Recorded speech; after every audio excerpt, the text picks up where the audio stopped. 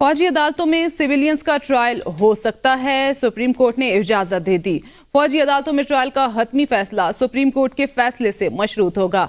दौरान समाअत जस्टिस सरदार तारिक मसूद ने बेंच में अपनी मौजूदगी के एतराज को मुस्तरद करते हुए कहा कि जस्टिस जवाद एस ख्वाजा का अपना फैसला है, जिसमें उन्होंने लिखा जज की मर्जी है कि बेंच का हिस्सा रहे या सुनने से माजरत करे। जस्टिस तारिक मसूद ने रिमार्क्स दिए, सेक्शन 21D कलअदम होने के बाद दहशतगर्दों का ट्रायल कहां होगा? जिन्होंने कल 23 जवान शहीद किए, उनका ट्रायल अब किस कानून के तहत होगा?